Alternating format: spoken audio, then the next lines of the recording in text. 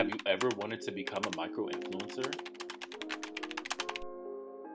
Have you ever wanted to work with brands but have less than 4,000 followers? If so, then this video is for you.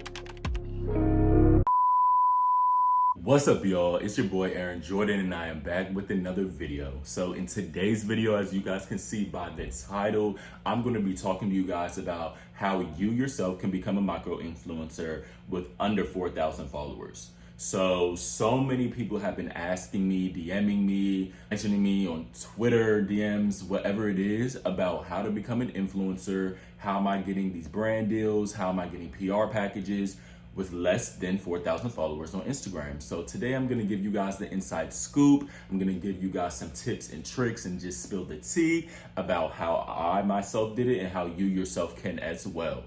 So if you guys are ready for today's video, just make sure you like, comment, share, and subscribe. Turn my post notifications on so you're notified every single time I upload. Follow me on Instagram if you guys have any other questions. So let's just jump straight into this video.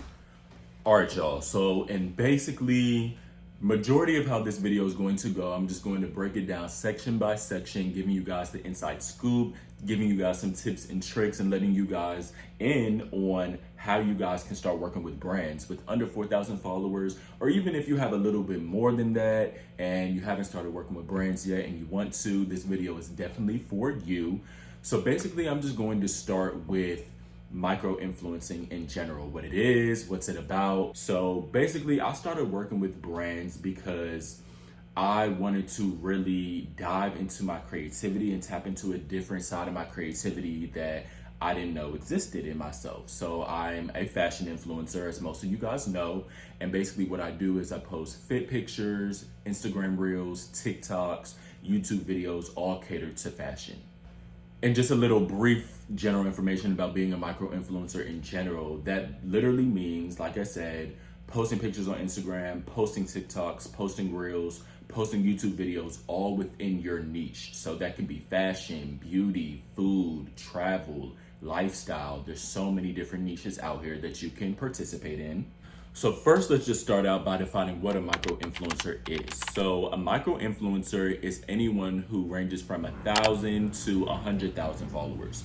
So I know to each its own, and the definitions that you see online can be different, but what I've been taught, what I've been going by is anyone between 1,000 and 100,000 followers. So my Instagram currently has about 3,900 followers. My TikTok has a little over 4,000. My YouTube only has 90, so that's why you guys need to subscribe, but we'll get into that later. But yeah. And basically, so me being a micro-influencer, I've had the lovely opportunity to work with many different brands such as And Pizza, No Public Opinion, and just many different other brands that have either sent me PR, reached out to collab, or anything related to that. So that's cool, and I'm only manifesting more. Okay, so the main question. How do I get started? How do I start receiving these brand deals? How do I start getting free clothes or items sent to me? All that good information.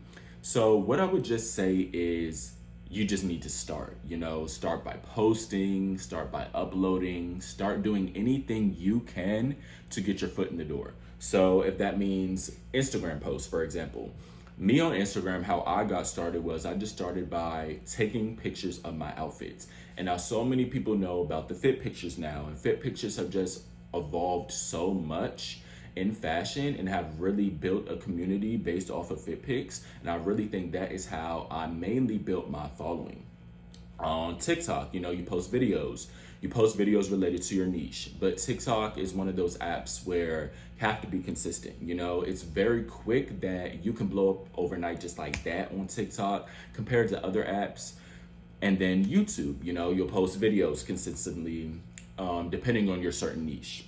So getting more specific on Instagram. So with Instagram, obviously it's about pictures, but as you guys know, Instagram is starting to evolve and starting to cater themselves towards video content. Now, I don't know why Instagram feels the need that they need to try to compete with TikTok or YouTube with these videos, but we'll save that for another video. But start by taking pictures, as I mentioned before. Posting high quality content is very key as well on Instagram to get your page noticed, to get possibly posted on different pages related to your niche. Being unique as well is something big on Instagram, because everybody on Instagram, I'm not going to say tries to do the same thing, but there's so many people within the same niche that you need to stand out. And how can you stand out? By being unique. And Reels, like I just mentioned before, video content is starting to evolve very heavily on Instagram, and Reels are what's really going to make your account grow, or can make it grow. And I've seen it in myself. TikTok. Okay, so what most people know, TikTok is just video content only. And what I would say is most important for TikTok is to pick a niche and stick to that niche. So many people oftentimes use TikTok for fun, which is okay, but you need to know what is for fun and what is serious. I started taking TikTok seriously by posting fashion related videos, and that's how I began to grow my following. As compared to other people, they just use it for fun, and some people simply grow based off using it for fun, which is crazy to think about, but anything can happen, anything is possible. And be consistent when uploading. What I will say that has helped me and can help so many other people that I've heard about is being consistent. TikTok is one of those apps where, like I said, it's so quick to blow up, but you never know what video may blow up. So that's why posting 2, 3, 4 times, even in a day, but weekly, can help you out a lot. And then YouTube, it's pretty much the same thing. You have to be consistent. You have to pick your niche and stick to your niche. You have to be different. What can you bring to the table that somebody else in your niche can't? It's all about standing out nowadays. Okay, so the number one question that I always get is, how do I start getting noticed by these brands? How do these brands start noticing me? Okay, so what I will say first and foremost is you guys need to stop sitting around waiting for opportunities to present themselves to you. And what I mean by that is, opportunities aren't always going to fall into your lap. People aren't always going to reach out to you first. You need to be vulnerable, and you need to reach out first. And what I will say for myself, speaking from my personal experience, that has helped me a lot. I've reached out to like 50 brands at one time. And when you reach out to that many brands, you're going to at least get like 5 responses, So that's what I'd say first. Have to put yourself out there. Like I said, being vulnerable is very important, and being relatable and transparent. So many brands want to see, okay, if you have something that somebody will relate to, I'm going to want to work with you. Why? Because more people will be drawn into our brand, drawn into our business. That's how marketing works. And that's only going to help their brand, and that's only going to help you as well. When you're relatable as an influencer, as a content creator in general, people are going to be more drawn to your page. They're going to be more drawn to you as an individual. Like I pretty much mentioned before, but I'm going to get more specific on reaching out. And what I mean by reaching out is, don't be afraid to put yourself out there. Being vulnerable is very important in this industry, and it's important to the people that follow you, the people that engage with you, to know that you're not only a real person, but that you're authentic, that you can be trusted. What I look for in other influencers, I want to make sure, okay, is what you're saying reliable? Is what you're saying accurate? Because that's only going to motivate me to buy that shirt, buy those shoes, buy those clothes, whatever it is. And what I will say too, it's not always about your follower count. It's not always about just having the most amount of followers, because I started working with brands with a little over 2,000 followers, and it's shown because I really put out genuine, authentic, high quality content out there, and brands notice that. You never know who's watching you. So just make sure that if this is what you want to do, put yourself out there, because you never know who's watching. And post high quality content. What I will say is, high quality content equals good engagement. To each its own, and that's not always the case all the time. However, posting high quality content will only get your page known by bigger pages who may post you. For example, I create fashion content, and what everybody knows in the fashion industry, everyone knows about Peerless Magazine. And Peerless Magazine, they built their page off of being consistent, posting high quality content. And in order to get posted on their page, you need to do the same. So I've been posting on that page a few times, and that's a very great way to grow your page, you know, to interact with other followers, to interact with other people in your niche. And yeah, you know, if you have good engagement, people are going to recognize that.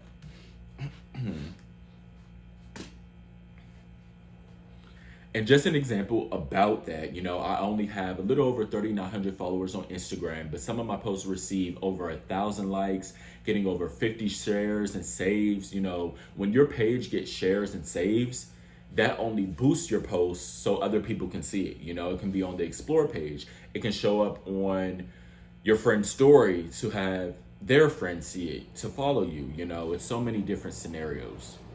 And what we're not gonna do is have this fan interrupt me. So if you guys see me looking down at this, which I should have said before, has all my notes on it because I'm filming on my phone. But yeah. So what I will also say about getting your page noticed is by following trends. So trends are one of those things where I try to follow sometimes, I don't, but it's a great thing too sometimes because it gets your page recognized. You can get boosted on other people's platforms, you know, people that you would have never even thought about. On TikTok, you can get on the For You page, Instagram, the Explore page, and that's a great way to get recognized and grow your page as in a whole in general. Be personable and have a personality. Now, most people who know me, my personality, I'm pretty reserved and pretty introverted. However, once I get to know somebody or people in general, I come out of my shell. However, on Instagram and social media, your personality really matters because there's some people that got that shit in the bag like that. And there's some people that it takes a little while to open up. It takes a little while to get to that point. And I was one of those people. So don't be afraid if your personality is pretty dull, pretty boring, because if this is what you really want to do, you're gonna find a way to come out of your shell. Being consistent. Now,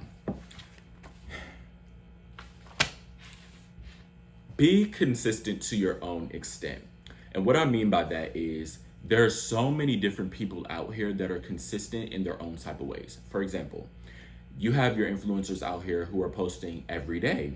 And that consistency works for them because their followers are in tune. Their followers want to see what they're posting every day, what they're up to every day. Cool. You have your influencers that post every other day or a few times a week. And that's what I try to do, sometimes fall short of it, but trying to get on a schedule. But that method works for those influencers. There's some people who post once a week and that works for them. And there's some people who post every so often, but will still get the same engagement that they do the next time they post. Why? Because each post tops the next. And I think that's so important for people to understand who want to pursue this industry. You are only in competition with yourself. You are not in competition with anybody else. And that's why so many people fail, because they're always worried about the next man or the next girl or whatever the case is. You have to be consistent to your own extent. You know, what works for you may not work for somebody else. Like I said, you know, there's people out here who post maybe once a month and still get that same good engagement because their previous post, did I say previous? Their next post tops their previous post, and that works for them. Now, let's get into one of the most, not asked questions, but the tea. I'm gonna give you guys an inside scoop about paid collabs and PR and gifted collabs. Now, obviously, everybody knows what a paid collab is. It's when a brand sends you an item to work with you and collaborate in exchange for some content where you're getting paid by the brand. Now, this could mean Instagram, TikTok, YouTube, whatever the case is. You're just expected to meet the brand's guidelines, meet the brand's expectations in exchange for money. And everybody loves money, right? And then a gifted collab. A gifted collab is when a brand willingly sends you some clothes, shoes, items, whatever the case may be, in exchange for nothing. Now, sometimes there are some gifted collabs where the brand does want content and you're not getting paid. However, most of the time when brands send you PR packages or things like that, You are not expected to post for them, but oftentimes some influencers do. They'll post a little story post. They'll sometimes make an in-feed post. I know sometimes I make in-feed posts just because the clothes that I'm receiving are fire, and that's something that I want to do. Now, I'm going to talk a little bit about setting your rate as an influencer. Now, I only have 3,900 followers, and there's so many content creators, YouTubers out here discussing how you should set your rate. And all I will say is don't lower your expectations and don't undervalue yourself. I know that I can bring a lot to the table with only 3,900 followers that somebody with over 10,000 followers can do. And our content is very similar. A brand will notice that. These brands have budgets. These brands are always looking for new people to work with, looking for new faces. They don't always want the same people on their page, which is reasonable, which is understandable, but you have to be willing to negotiate. Now, I've negotiated with so many brands over this past year, and it's been a success. You know, sometimes it's not going to work out in your favor. You're not going to be able to work with that brand, or you'll only be able to do it for free. We got bills out here to pay. People can't always be doing stuff for free.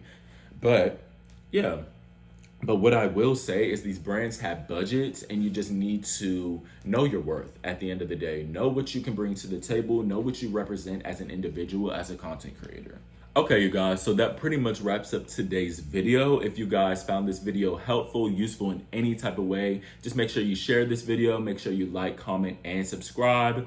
Follow me on all my social media platforms so you can stay up to date on what I'm working with, on what new content I'm about to post. And yeah, I'll see you guys in my next video.